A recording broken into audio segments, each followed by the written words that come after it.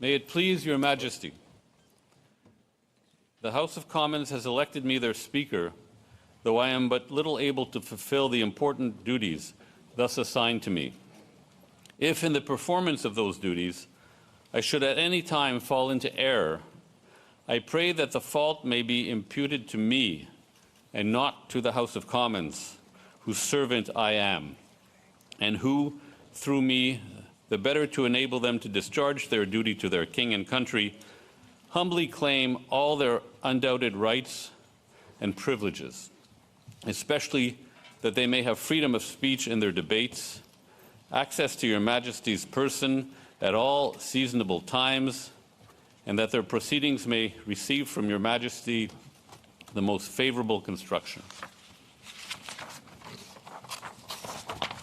Qu'il plaise à votre Majesté. La Chambre des communes m'a élu président, bien que je sois peu capable de remplir les devoirs importants qui me sont par là assignés. Si dans l'exécution de ces devoirs, il ne m'arrive jamais de faire une erreur, je demande que la faute me soit imputée et non aux communes, dont je suis le serviteur et qui, en vue de s'acquitter le mieux possible de leurs devoirs envers le roi et le pays, réclament humblement, par ma voix, la reconnaissance de leurs droits et privilèges incontestables, notamment la liberté de parole dans leurs débats, ainsi que l'accès auprès de la personne de Votre Majesté en tout temps convenable, et demande que Votre Majesté veuille bien interpréter de la manière la plus favorable leurs délibérations.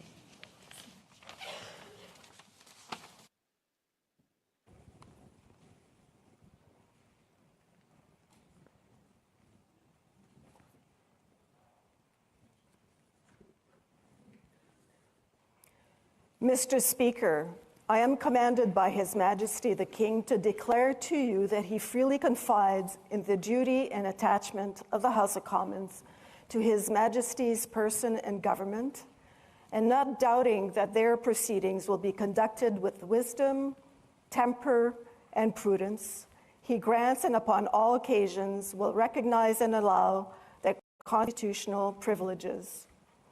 I am commanded also to assure you that the Commons shall have ready access to His Majesty upon all seasonable occasions, and that their proceedings, as well as your words and actions, will constantly receive from Him the most favorable construction.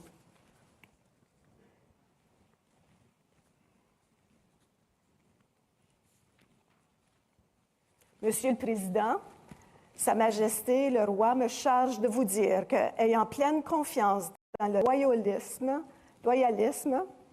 et l'attachement de la Chambre des communes envers la personne et le gouvernement de Sa Majesté, et ne doutant nullement que ces délibérations seront marquées au coin de la sagesse, de la modération et de la prudence, il lui accorde et en toute occasion saura reconnaître ses privilèges constitutionnels. J'ai également ordre de vous assurer que les communes auront, en toute occasion convenable, libre accès auprès de Sa Majesté et que leurs délibérations, ainsi que vos paroles et vos actes, seront toujours interprétés par lui de la manière la plus favorable.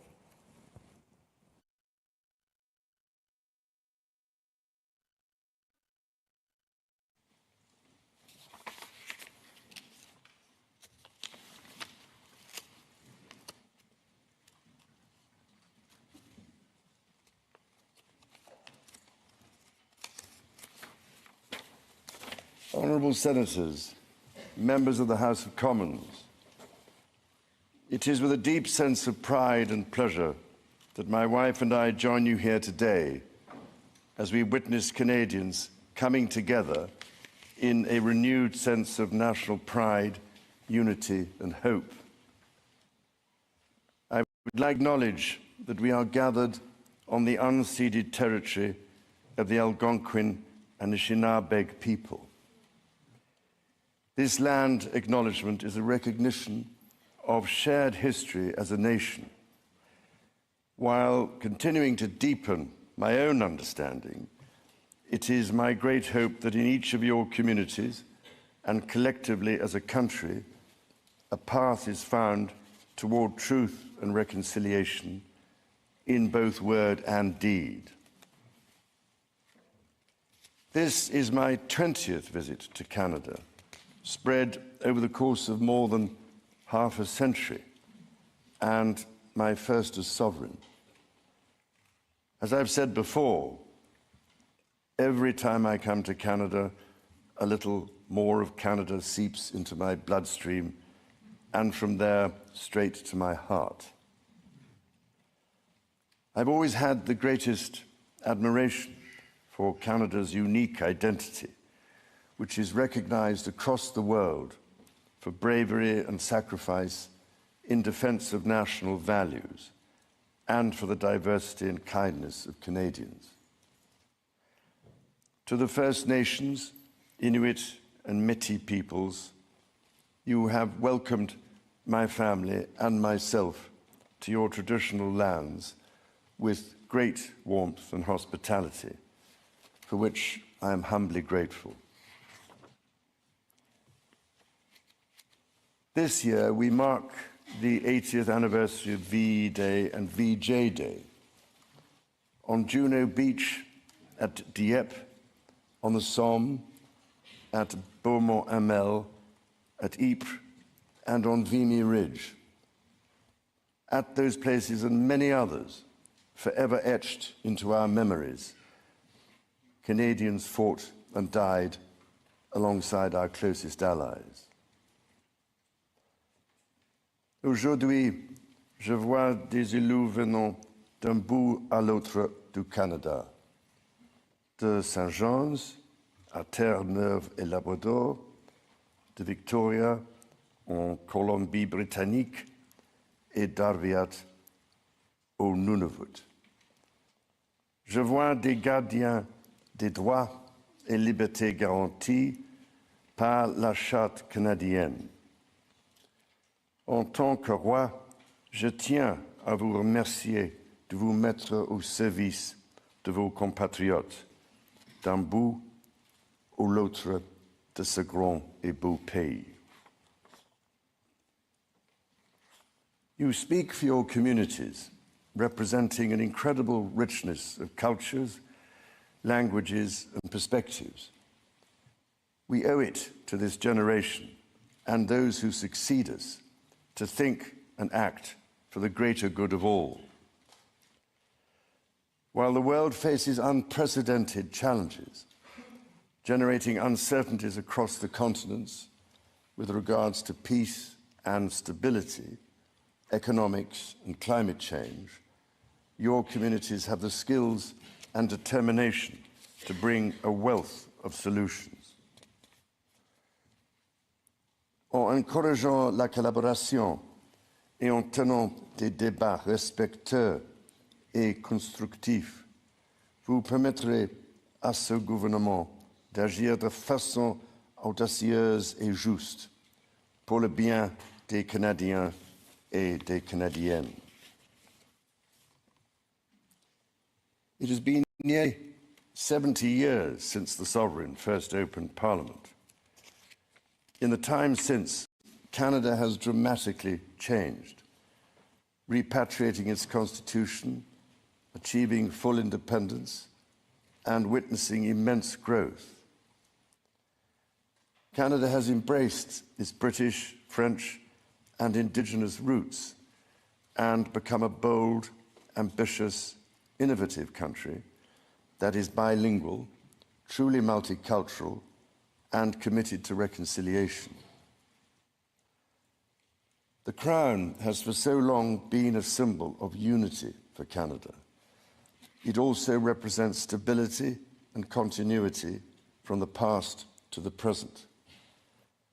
As it should, it stands proudly as a symbol of Canada today in all her richness and dynamism. When my dear late mother, Queen Elizabeth II, opened a new Canadian Parliament in 1957, the Second World War remained a fresh, painful memory. The Cold War was intensifying. freedom and democracy were under threat. Canada was emerging as a growing economic power and a force for peace in the world. In the decades since, history has been punctuated by epoch-making events: the Vietnam War, the fall of the Berlin Wall, and the start of the War on Terror. Today, Canada faces another critical moment.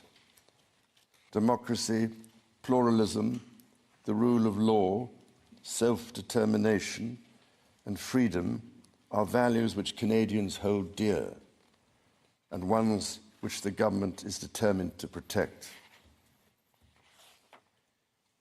The system of open global trade that, while not perfect, has helped to deliver prosperity for Canadians for decades, is changing. Canada's relationships with partners are also changing. Il nous faut confronter la réalité. Depuis la Deuxième Guerre mondiale, notre monde n'a jamais été aussi dangereux et instable. Le Canada fait face à des défis qui, dans nos vies, sont sans précédent. Many Canadians are feeling anxious and worried about the drastically changing world around them. Fundamental change is always unsettling. Yet this moment is also an incredible opportunity, an opportunity for renewal, an opportunity to think big and to act bigger, an opportunity for Canada to embark on the largest transformation of its economy since the Second World War.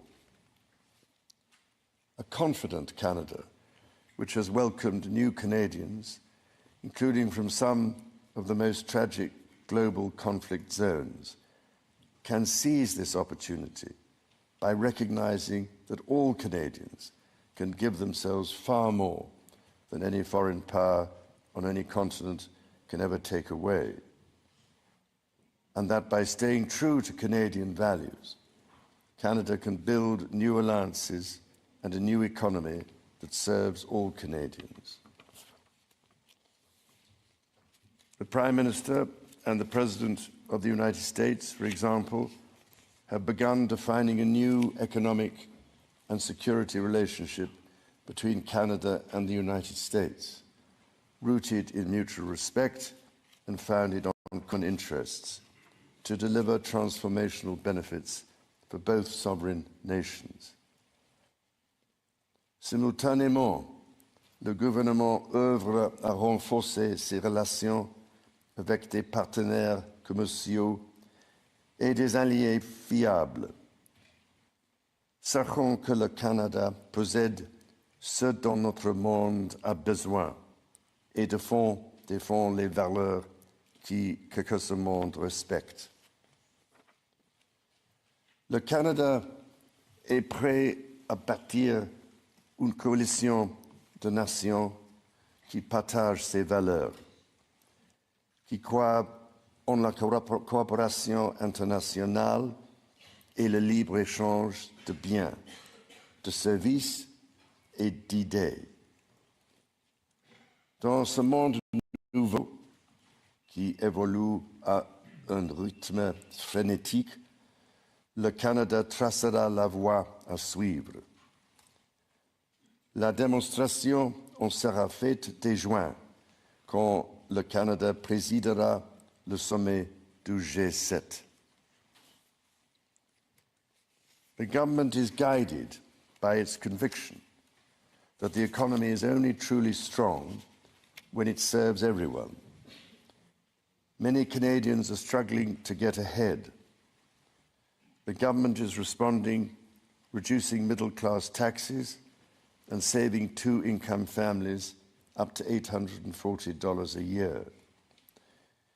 It will cut the GST on homes at or under $1 million for first-time home buyers, delivering savings of up to $50,000. And it will lower the GST on homes between $1 million and $1.5 million.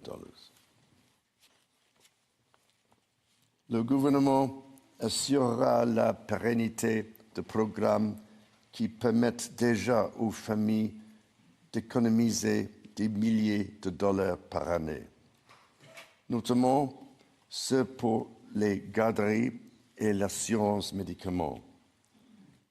À ces progrès s'ajoute l'élargissement du régime canadien de soins dentaires, qui sera bientôt accessible à environ 8 millions de Canadiens et de Canadiennes, leur permettant d'économiser plus de $800 par année en moyenne. The government's overarching goal, its core mission, is to build the strongest economy in the G7. That starts with creating one Canadian economy out of 13. Internal barriers to trade and labour mobility cost Canada as much as $200 billion each year. The government will introduce legislation to remove all remaining federal barriers to internal trade and labour mobility by Canada Day. Les premiers ministres de plusieurs provinces et territoires ont déjà pris des mesures pour éliminer les obstacles au commerce intérieur. Le gouvernement va s'appuyer sur ces progrès pour créer, d'ici la fête du Canada, un réel système de libre-échange à travers le pays. Il s'agit d'efforts essentiels pour permettre au Canada de réaliser tout son potentiel économique, mais cela reste insuffisant. To build Canada strong, the government is working closely with provinces, territories, and Indigenous peoples to identify and catalyse projects of national significance. Projects that will connect Canada, that will deepen Canada's ties with the world, and that will create high-paying jobs for generations. Given the pace of change and the scale of opportunities, speed is of the essence. Through the creation of a new major federal project office, the time needed to approve a project will be reduced from 5 years to 2, all while upholding Canada's world-leading environmental standards and its constitutional obligations to Indigenous peoples. The government will also strike cooperation agreements with every interested province and territory within 6 months to realise its goal of one project, one review. When Canadians come together, Canada builds things that last. Éliminer ces obstacles qui freinent l'économie canadienne permettra l'avènement d'une nouvelle ère de croissance grâce à laquelle le Canada va non seulement surmonter des guerres commerciales, mais en émerger plus fort que jamais. Cela lui permettra de devenir une superpuissance en matière d'énergie verte et conventionnelle, de bâtir une stratégie industrielle qui rendra le Canada plus compétitif à l'international, tout en luttant contre les changements climatiques, de bâtir des centaines de milliers de bonnes carrières dans les métiers spécialisés, et donc de faire du Canada une plaque tournante pour la science et l'innovation. Critically, the government will undertake a series of measures to help double the rate of home building while creating an entirely new housing industry, using Canadian technology Canadian skilled workers and Canadian lumber. The government will introduce measures to deliver affordable homes by creating Build Canada homes. This mission-driven organisation will act to accelerate the development of new affordable housing. It will invest in the growth of the prefabricated and modular housing industry, and it will provide significant financing to affordable home builders. The government will make the housing market work better, including by cutting municipal development charges in half for all multi-unit housing. The government will drive supply up to bring housing costs down. To be truly strong, Canada must be secure. To that end, the government will introduce legislation to enhance security at Canada's borders. Law enforcement and intelligence agencies will have new tools to stop the flow of fentanyl and its precursors. The Canada Border Services Agency will be given new powers to examine goods destined for export, to prevent the transport of illegal and stolen products, including cars. Le gouvernement protégera la souveraineté du Canada en rebâtissant, réarmant et réinvestissant dans les forces armées canadiennes. Il stimulera l'industrie militaire canadienne en prenant part au plan Réarme Europe et contribuera ainsi avec des partenaires européens à la sécurité transatlantique. Et il investira pour renforcer sa présence dans le Nord, alors que cette région, qui est partie intégrante de la nation canadienne, fait face à de nouvelles menaces. The government will discharge its duty to protect Canadians and their sovereign rights from wherever challenges may come at home or abroad. To keep communities safe, the government will hire 1,000 more RCMP personnel. It will change firearms licensing and strengthen enforcement of yellow and red flag laws. Weapons licenses for those convicted of intimate partner violence and those subject to protection orders will be revoked. Through the deployment of scanners, drones, and helicopters, additional personnel, and canine teams, the government will stem the tide of illegal guns and drugs across the border. It will take these steps while protecting the rights of law-abiding gun owners and Indigenous peoples' long-standing hunting traditions. The government will bring a renewed focus on car theft and home invasions by toughening the criminal code to make bail harder to get for repeat offenders charged with committing these crimes, along with human trafficking and drug smuggling. During this time of great change, Canadians are uniting behind what makes Canada unique. La langue française et la culture québécoise sont au cœur de l'identité canadienne. Elles définissent le pays que les Canadiens, les Canadiennes et moi aimons tant. Le Canada est un pays où l'on respecte et célèbre les langues officielles et les langues autochtones.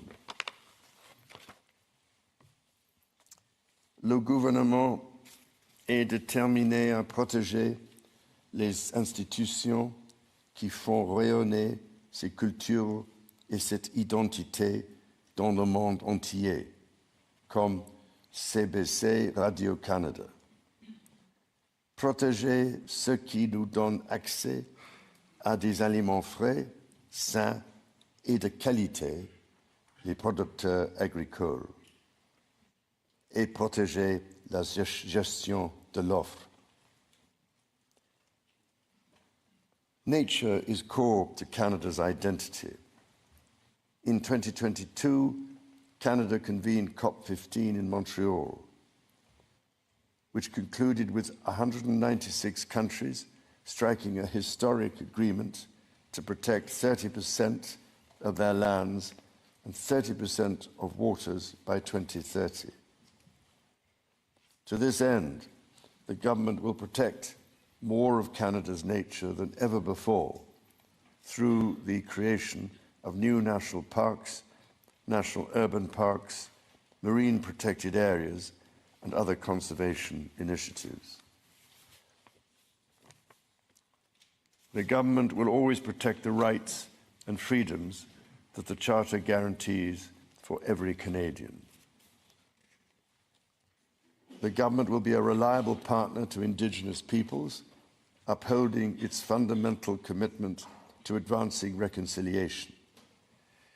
Central to this commitment is the creation of long-term wealth and prosperity with Indigenous peoples. For that reason, the government will double the Indigenous Loan Guarantee Programme from $5 billion to $10 billion, enabling more Indigenous communities to become owners of major projects.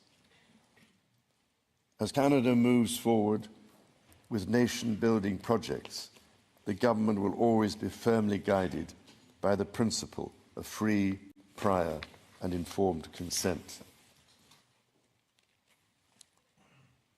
Canada's immigration system has long been a source of pride for Canadians and of dynamism for the economy. The government is dedicated to rebuilding the trust of Canadians in immigration by restoring balance to the system. Le gouvernement instaurera une limite sur le nombre de travailleurs étrangers temporaires et d'étudiants internationaux, établissant un plafond qui, à partir de 2027, sera en deçà de 5% de la population canadienne. Simultanément, il attirera les meilleurs talents dans le monde pour bâtir l'économie. Et il fera savoir aux Canadiens et aux Canadiennes qui travaillent à l'étranger que s'ils songent à revenir au pays, il n'y a pas de moment plus propice pour le faire. Dans toutes ces actions, le gouvernement sera guidé par une nouvelle discipline fiscale. Dépenser moins pour que les Canadiens puissent investir plus. Day-to-day government spending, the government's operating budget, has been growing by 9% every year. The government will introduce measures to bring it below 2%.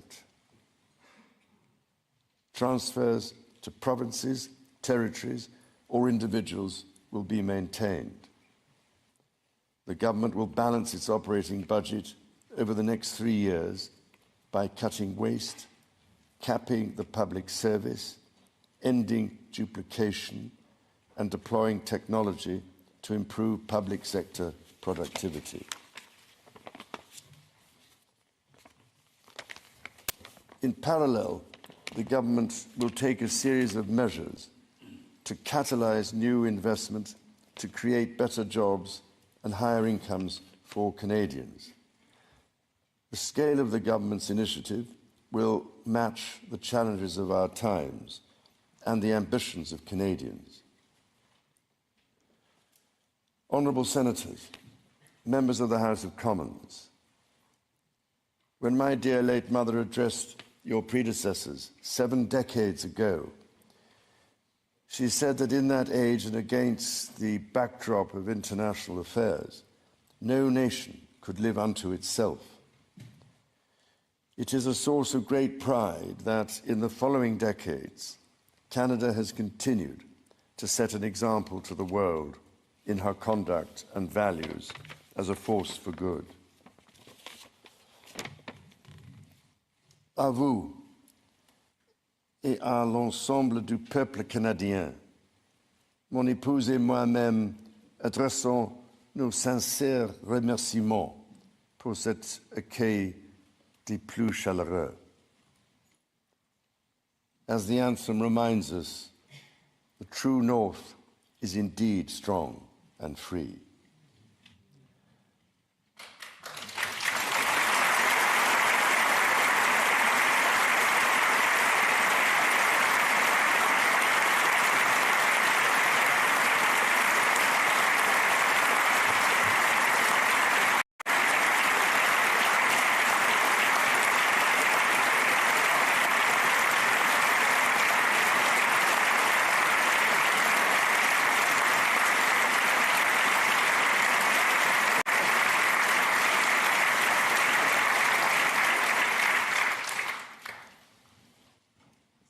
Members of the House of Commons, you will be asked to appropriate the funds to carry out the services and expenditures authorised by Parliament. May you honour the profound trust bestowed upon you by Canadians. And may God bless and guide you in all your duties.